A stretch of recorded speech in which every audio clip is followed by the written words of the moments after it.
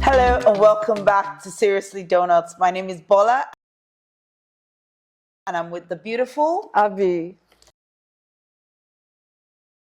Welcome back. So this one is I don't know what to call it, but a quick episode catch up on our last conversation, which was all about parenting. We had a lot of feedback. Abby? Yes, we got your messages. Thank you for watching. Even though we would prefer if you put it on our YouTube page Instead of DMing us, you know. but we know some people are shy. They're not actively on YouTube, but we appreciate the feedback. And like Bola said, we got feedback on the parenting part of the episode. It was just the first part, and we didn't really delve into it. Yeah. So I understand where other people were coming from. And then it's interesting that another video came up again on social media that was making the rounds. This time it was in Nigeria, and some boys. Most of the time it's just boys. In schools, yeah. It's just boys. I think. Did you see that Yes, one? I saw it. It was really, really lethal. Boys literally beating up other young boys.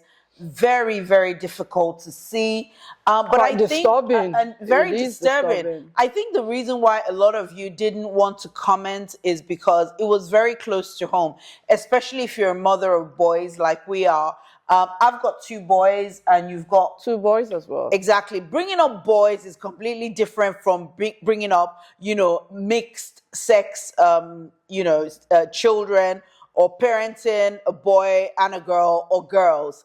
Boys just come with a lot of skill set needs, which actually I believe includes having good male figures in their life. It's very important. So the right one, though, the right ones, and good examples as well. Sometimes even the example, because one of the comments was coming because we said that we were speaking for the parents, because most times the parents are blamed for the behavior of the children. And it's not the case all the time. There are some kids that just pick it up from outside or are just hell-bent on frustrating everybody's life.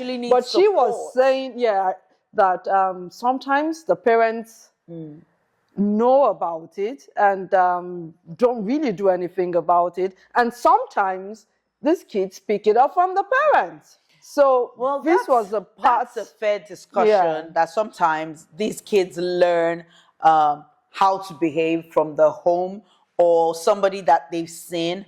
But I think what is reflected to us is that it's part of a deeper conversation that needs to be had. We're speaking and thinking how we can support one another here. So if you're a mother of boys, we're thinking of setting up some kind of, I don't know if it's WhatsApp group or something that can support our community so that we're talking and we're sharing learning. Honestly, bringing up young Black kings is a job. Oh my and I think God. we need to take it seriously because our kids suffer enough, what's the word? I don't want to call it racism or whatever. But there's some issues that we need to deal with in-house, that we are the only ones that are equipped to bring in that help for our children. And we've got good men, we've got good Black men, we've got good human beings that are not only Black, but men that are doing very well, whether Black or white. And we believe that if we could get our kids connect with these good men, they would have good mentors. And that's what we're trying to build. So as much as we love to talk, we also want to be a part of the change. And we'll be, sharing the details of this Connect group. So if you're a mother of boys, specifically mother of boys, or you've got a boy child, we want to hear from you. We want to know if you'd love to connect with us, because we're going to be asking mentors and we're going to be finding ways for our children to connect with successful examples of good men. Abby, what's your thought about that? Yeah, of course. We said it in the last episode. The role of the father is very important, but it's not every home that has that the father is in the picture. There are quite a number of single moms. Some, the dad is still in the picture, but there are some that they don't even have, maybe the father has even passed away, so there are different scenarios with people. But it's important that in such cases, they find a male role model, like she said, someone that can stand in as a father. Not if every real father is even a father. There are some that are bad, even where that are they've bad got father fathers. figures, where Yeah. they've got their fathers, these children, they're different from how we grew up. When we grew up, we took final decisions and final direction from our parents. This generation are taking direction from Instagram, from their friends on TikTok, seeing other people's experience. So when you go to them as a parent, they think, what do you know? They want to hear from their uncles that they think is cool. They want to hear from their friend's father that they see as a cool guy. And that's so, where, yes. let me interrupt. That's another thing that I would preach that I think works well for boys is if we're people of faith. And I think youth group in church really Yes. do help. Like in my Absolutely. church, Hillsong, they have the youth church.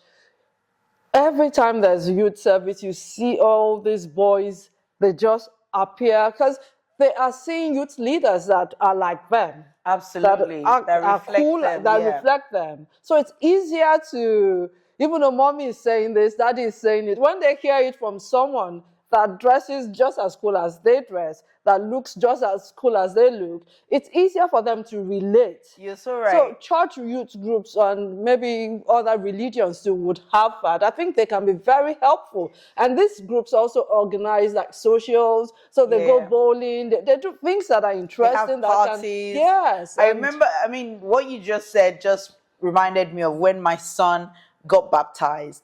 And my son always used to describe my husband and I as very religious, you know, my religious parents, because we would go to church, we would go to fellowship. So he was born into Christianity, right? So when we started going to church and he joined the youth group and he saw other people on TikTok, you know, that were cooler than him, that were cool like him, that he saw and thought that were influencers, also talking about Christianity and being proud, it was easier for him to adopt, you know, all the things that we had exposed him to that he thought were religious. So when he made the decision to get baptized, the day they asked him, he said, well, my religious parents and a TikTok pastor. I'm like, a TikTok pastor? I've been talking since. It's a TikTok pastor you're listening to. So they have these ways of having the eyes, you know, all over the place, because attention, right, this time and this season that we're in is so limited that whoever grabs their attention has their mind space. I think we owe it to our children to show up in the way that they understand, and I think we have a role to play by being intentional to creating the next level of really sound young men. You know, yes, that's what I think. intentional is the word. And there was something we touched on in the last episode that I think is we need to talk more about it. It's people asking for help. And when we were growing up back then, when things like that, when you have an unruly child, it's that they keep it within the house. They don't want people to know that, you know. So because of that, they don't get help for this child. But people don't be afraid to ask for help. If you can't handle it, it's best to get help and wait for something big to happen. Because people that can talk, that can try to reach this child or get to whatever the root of the problem is before it becomes an embarrassment. In the case of a video, the Nigerian video that was out, one of the families issued an apology, a very nicely written apology, saying that the family is embarrassed, they are sorry, this doesn't reflect who they are, which could be true. But you should see the comments, they crucified them. So you see, for it not to get to this part, because nobody wants to hear, we're sorry, but it's probably not their fault. You know, they probably tried and they didn't know it was this bad. So don't be afraid to seek for, once you start seeing it. And one other thing that I would like to preach is presence. You know, that's how you notice things. If you are not present in your child's life, it's easy not to. They are at their best behavior when they're there. But when you're very present, it's easy to start noticing things that you be like, the way this child is, maybe I need to pay a bit more attention. Because that's why it catches some of the parents unawares. They'll be like, but it's not, where did this come from? But that's it's a not difficult like one this. though, and I'll tell you why. Because I noticed that my kids are almost different with me, and they're different with their friends. So I might see a side to them that, so when we have conversations, for example, with my kids, I have two sons. One is more relaxed, one is very serious. He gets stimulated by intelligent conversation. He doesn't want to talk about, where did you go swimming? Should we go? He wants to talk about, politics. He wants to talk about, and once you start talking about intelligent things, you see him light up. When he's not talking, he's very withdrawn. But when he's with his friends, you can hear him from the other room laughing, and I'm trying to control it, keep it down. You know that because of presence, because you're there, you can hear, so you can pick things. If you were not, you just think, oh, it's always, you get what I mean. So being present, you start to notice things, you hear things, even sometimes you have to eavesdrop, you just have to, that's how you catch things, and you know that, we need to nip this in the bud. Or it's not like perfect but it's something that could help. I would Being argue, I think my own argument is that kids need to have better role models. Oh, of course, that's the first thing we spoke about. It's very, I'm just saying, talking about other things that can help. You're right. I'm not negating anything you said, but I think it's good for them. I think where we, in my life, we're lucky is that my kids have a lot of uncles, and they have a lot of family friends that are very successful. So when they come, they see the cars they bring, they see the life they live, they see how well dressed they are, and better still, when they leave, they're like giving them money, like, okay, take. And the kids are like, oh my God, I want to be like Uncle A, I want to be like Uncle E. Do you get? So they already have figures in their life, not only tied in with money, but they can see the air that these people carry around. So when they come and they're asking them about what they want to do, how they see their future, you can see them already living it up.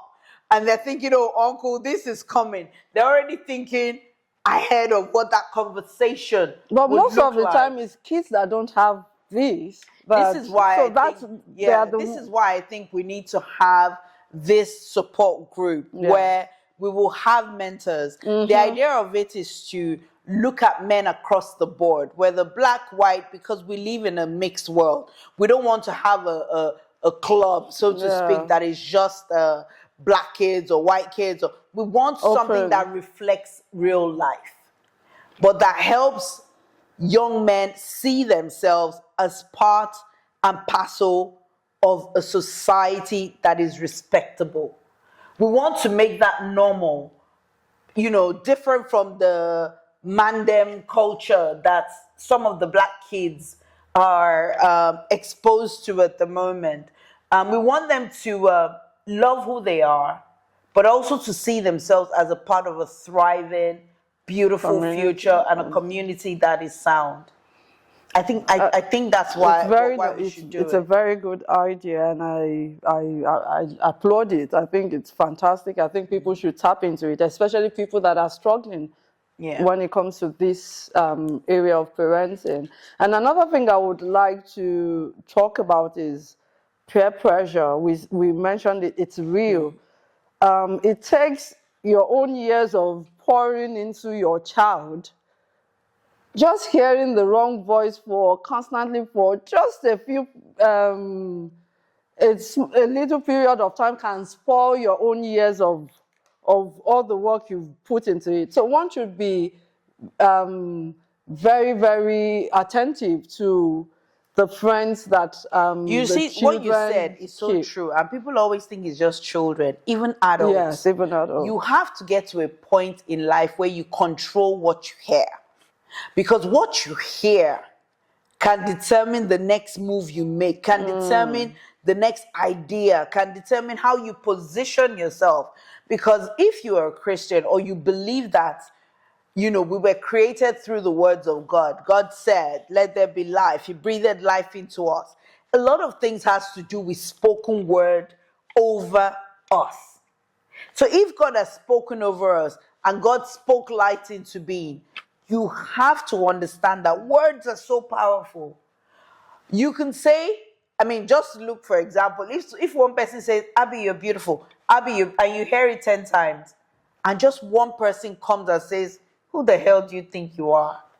It's going to ruin, you're going to forget about the 10 people that came first and said all these good things. And you're going to sit on that one comment. One bad belly person. You know, I know, right? You're going to sit on that one comment because words are powerful. Like, you literally need maybe another 20 people to come and talk to you to erase that one person's negative words. So we need to shield our children from the voices that they hear, from, whatever sound, music is coming into them, because, that could literally change the trajectory of their lives. Because, at that point, they are just trying to discover themselves. They're trying to make friends. So they want to belong. Maybe they want to belong with a certain group that think they are cool guys. And it just takes one dare. Oh, I dare you to do this. It just starts with the little things.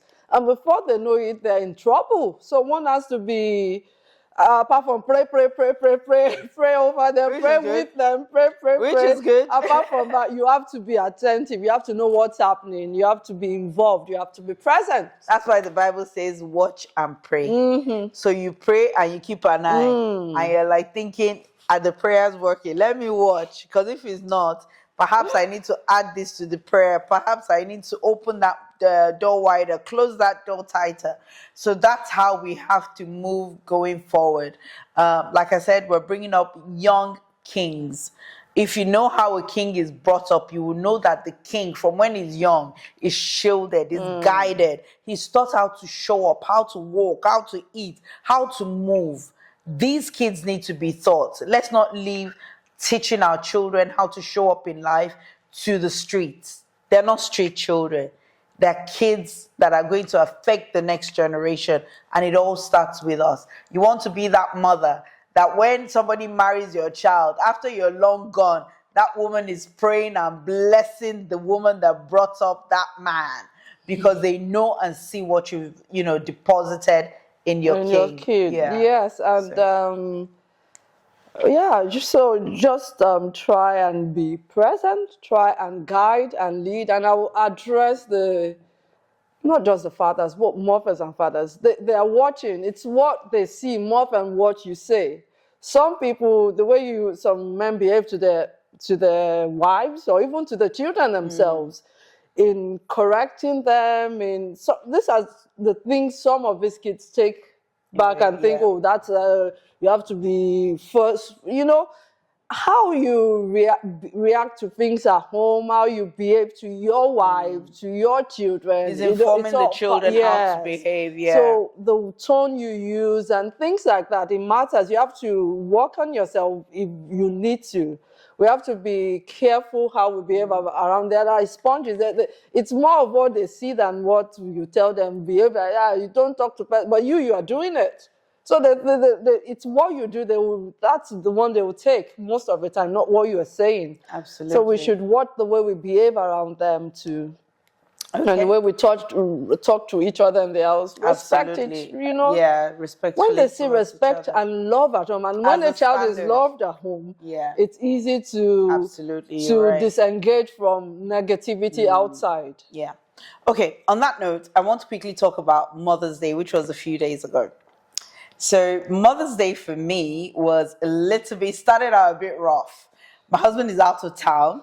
And so when he called in the morning, we were talking and he was like, oh, by the way, happy Mother's Day.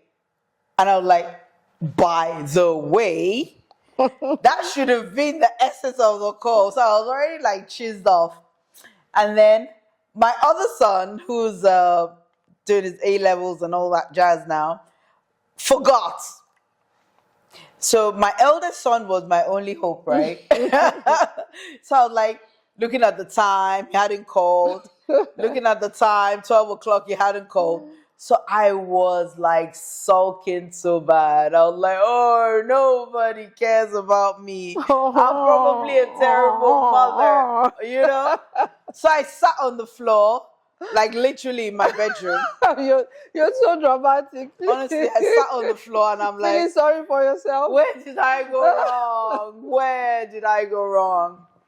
And I was feeling sorry for myself. So I thought, you know what? I'm not going to take this. So I messaged my son. It would be nice if you called me to say, Trauma. Happy Mother's Day. I've only been your mother for 20 something years. And then he messages me back and like, can I call you later? I was like, oh. So I sat on the floor and I went on Instagram that, let me make myself happy. And see other people being celebrated. Right? I know, right? And then the next thing, the door just goes boof. And it's my son. And then a 3 hours. I know, right? That was the moment. I needed a soundtrack. I needed a soundtrack for that moment. My son turns up from uni. He took a 3-hour journey. Oh my goodness. We applaud you. I was so happy. I started Thanks for making crying. mommy happy. I know, right? So, Toes, thank you so much for making me so happy. For helping me. Nice one. You know, I was crying so much. I was crying so lovely. much. That's a lovely Honestly, move. we all need love in our lives and we all need to feel seen. We all need to feel like everything we're doing is worth it.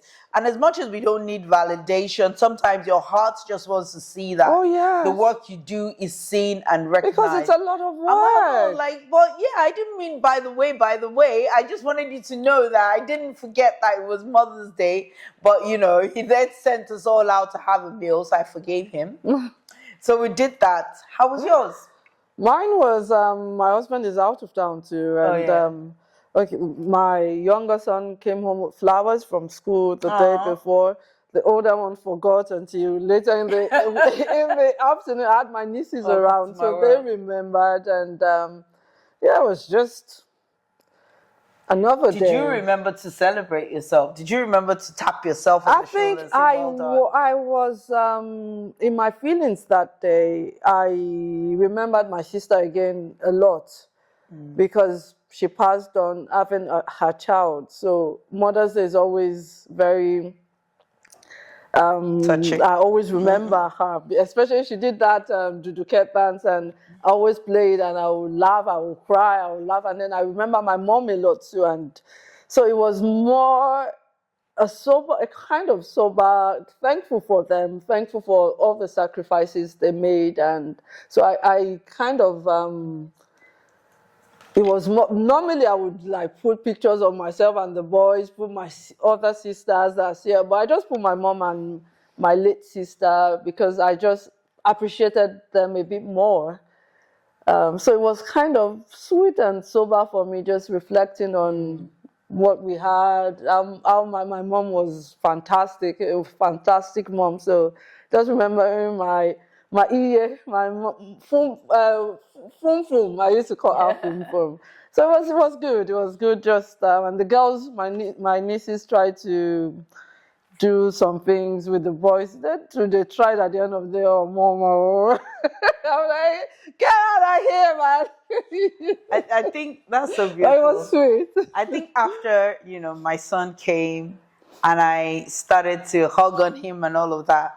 It just literally took me back to my own mother and how my mom had always and she's alive, so I'm not talking about her in the past, how she brought us up in love, how she taught us how to love one another and love ourselves. And above all, my mom would take you into a room and she teaches people how to treat her kids. Because of the way she treats us. My mom walks into a room with us and everybody knows that we're precious to my mom. Because the way she'll be dotting over us like, have you eaten? Are you hungry? Before you ask my mom what she wants, you already know that to get to her heart is through us. Her children. So mommy, sunshine, Vicky, I love you so much. Thank you for teaching me how to love out loud. Thank you for teaching me how to love myself and for teaching me how to set people right to love me. I remember once upon a time, somebody was talking to me anyhow. And my mind was like, It cannot be Vicky's daughter you're talking to this way. It can't. Thank you, Mother, for showing me who I am. I love you. Long may you live, Folashade. Amen. You are loved. And to all you lovely mommies watching us, And all the moms in the hope you had a room. lovely, yes, hope you had a lovely Mother's Day. Keep being the wonderful mother that you are. And God bless you all. And you are great. And don't judge yourself. You're doing great. And don't sit on the floor like Oh yes, I did. I did celebrate the moms, because I had interviewed some moms on my blog years back. Moms that are raising children with additional needs. We know that as parents, we know how difficult parenting is. Not to talk about people that have to raise kids with additional, it's a lot of work. Absolutely. And so I acknowledge them too. We see you guys. We know that it's not easy. Sometimes it seems like nobody even understands what I'm going through.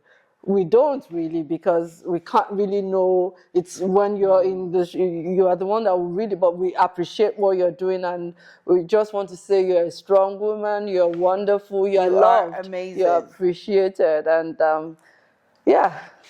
So, happy Mother's Day. Happy Mother's Day. On that note, we look forward to sharing details of the Black Kings group. We're going to have a WhatsApp group, and we're going to find a way to have a community online for us to keep supporting one another, to bring up our young kings as kings that they were born to be.